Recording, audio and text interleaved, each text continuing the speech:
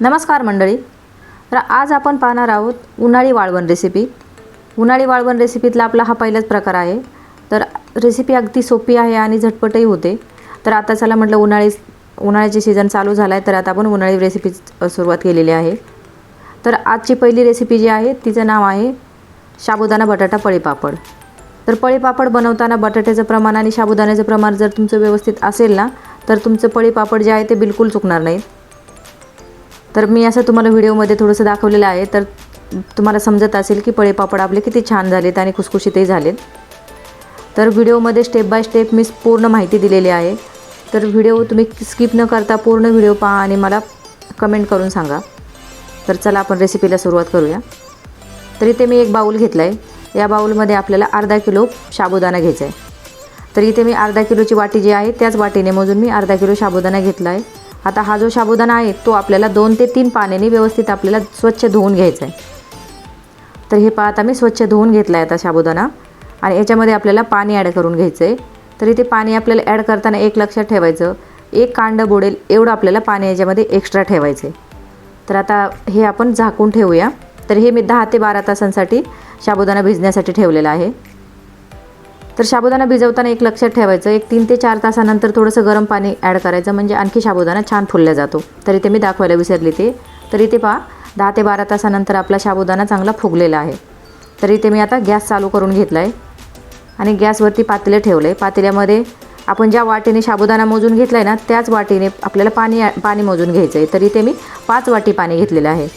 Perfect प्रमाण आहे हे. तरी मी ते 5 वाटी पाणी घेतलेलं आहे. आता हे जे पाणी आहे ते आपल्याला उकळवून घ्यायचं आहे. तर आता आपलं इथे पाणी उकळवून घेतलं आहे आपण. आणि पाणी उकळवताना लक्षात ठेवायचं की साबुदाणा असंच डायरेक्ट घालायचा नाही. पाणी उकळल्यानंतरच आपल्याला याच्यामध्ये साबुदाणा ॲड करून घ्यायचा आहे. तर इथे मी साबुदाणा सुट्टा करून घेतला आहे आणि आता ह्या उकळत्या पाण्यात ॲड करून घेणार आहे. हे एक लक्षात ठेवायचं की साबुदाणा आहे तसा डायरेक्ट पाण्यामध्ये घालायचा नाही, थोडासा सुट्टा करायचा आणि नंतर घालायचा, कारण साबुदाणा थोडा चिकट असतो म्हणून थोडासा सुट्टा करून घालायचा. तर आता ही व्यवस्थित आपल्याला पळीने मिक्स करून घ्यायचं आहे आणि सतत ढवळत राहायचं. सतत जर नाही ढवळलं तर आपले जे पातेलं आहे ते बुडाला चिकटवू शकतं साबुदाणा जो आहे तो.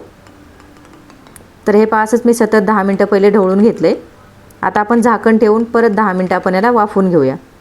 तर इथे आपलं साबुदाणा वाफतोय तोपर्यंत आपण इथे बटाटे घेतले. तर इथे मी 6 बटाटे घेतले. तर आता बटाट्यांची आपण साल काढून घेऊया.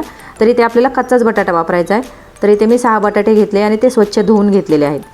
तर आता आपले बटाटे स्वच्छ धुवून झालेले आहेत. आता आपल्याला या बटाट्यांचा किस करून घ्यायचा आहे. तर बटाट्याचा किस आपला झालेला आहे इथे. आता हा जो किस आहे तो आपल्याला स्वच्छ 2 ते 3 पाण्याने धुवून घ्यायचा आहे. तर इथे मी स्वच्छ धुवून चाळणीवर काढून घेतला आहे आणि आता आपला साबुदाणा पण 10 मिनटं चांगला वाफवला आहे. तर आता आपले 30% साबुदाणा आपल्याला शिजवून घ्यायचा आहे इथे. तर इथे 30% आपला साबुदाणा शिजलेला आहे. याच्यामध्ये आपण जो बटाटा किसून घेतला आहे ना तो ॲड करून घेणार आहोत. तर आता व्यवस्थित असा मिक्स करून घेतो आहे. आणि बटाट्याचा किस जो आहे तो पातळ असतो, त्याच्यामुळे लगेच शिजला जातो, त्याचं अजिबात टेन्शन घ्यायचं नाही. तर आता आपण इथे झाकण ठेवून परत 5 ते 10 मिनटं वाफ देणार आहोत. तर इथे मी हिरवी मिरची बारीक करून घेतली मिक्सरमध्ये. तर तुम्ही तुमच्या आवडीनुसार हिरवी मिरची किंवा लाल तिखट दोन्ही वापरू शकता. तुम्ही चिली फ्लेक्स वापरलं तरी छान होतात, पण इथे मी हिरवी मिरची वापरलेली आहे. तर इथे आपल्याला चवीनुसार मीठ ॲड करून घ्यायचं आहे. तर उन्हाळी वाळवण रेसिपीमध्ये मीठ थोडंसं कमीच घालायचं, कारण हा जो पदार्थ आहे तो वाळल्यानंतर मीठ आपल्याला जास्त लागतं, म्हणजे जो पदार्थ आहे तो खारट होऊ शकतो. तर इथे मी तिखट आणि मीठ दोन्ही ॲड करून घेतले. तर इथे चिली फ्लेक्स जरी तुम्ही असं हिरवी मिरच्याऐवजी तुम्ही चिली फ्लेक्स घातलं तरी खूप छान टेस्ट येते त्याला. आता हे व्यवस्थित आपल्याला मिक्स करून घ्यायचं आहे आणि परत एक 5 मिनटं मी वाफ घेतली आहे. तर झाकण ठेवून एक 5 मिनटं मी वाफवून घेतले मस्त.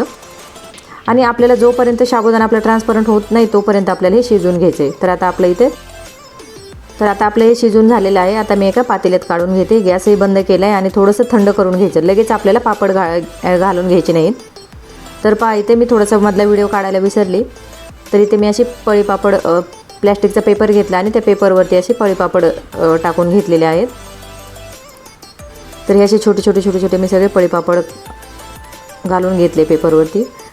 आणि हे आता मी 7 ते 8 तासानंतर असे उन्हाला एकदम कडक वाळवले. आणि आता ही दुसरी बाजू जी आहे ना ते आपल्याला अशी पलटवून घ्यायची. पळीपापडाचं नेहमी लक्षात ठेवायचं, एक 7 ते 8 तासानंतर अशी दुसरी बाजू वाळून घ्यायची. तर हे आपले नंतर आपल्याला 2 ते 3 दिवस चांगले पळीपापड उन्हात वाळून घ्यायचे. तर हे आपले 2 ते 3 दिवसानंतर असे पळीपापड छान असे वाळलेले आहेत.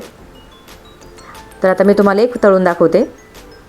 अगदी दुप्पट तिप्पट फुलतो, एवढा मस्त होतो हा पापड. तर आपला दुप्पट तिप्पट फुलणारा पळी पापड तयार झालेला आहे.